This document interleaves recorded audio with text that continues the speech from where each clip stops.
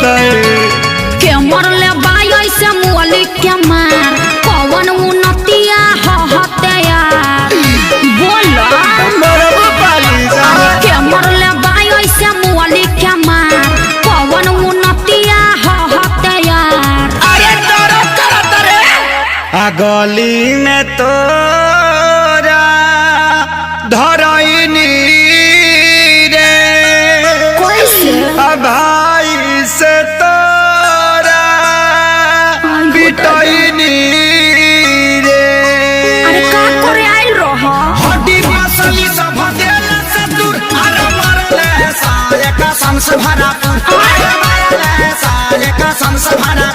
अरे मरले साले का संस भरा अरे कहाँ कहाँ मरल अरे कहाँ बताइए बराबर ले बासा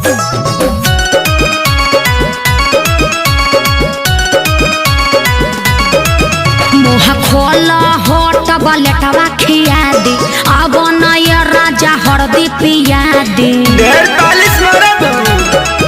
नहीं झरला पानू न दारा बात मीठा मीठा जानी कारा ओहो ऐसा कहे सोचता रह तनिको न कोइला हस विचार कुर्ता पायट कुल्ही देला सफार लहै हरदी गुड़ पीला तका कर मिले हम आईनी रे प्यार में आ गलती भारी कईनी रे चुप रहो सब ठीक हो जाई पूछा करू अब तू हर दिला गुड़ अरे मरले साले कसम से भरापुर अरे मरले साले कसम से भरापुर अरे मरले साले कसम से भरापुर अरे चुप रह चलो भोका माइस के सुई दिबा दी वो कौन सुई है दुख हरनी सुई अच्छा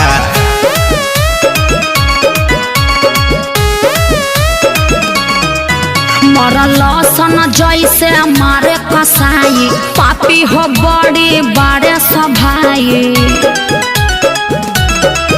जनता रे खेसारी सभन के सब खेला है बचन के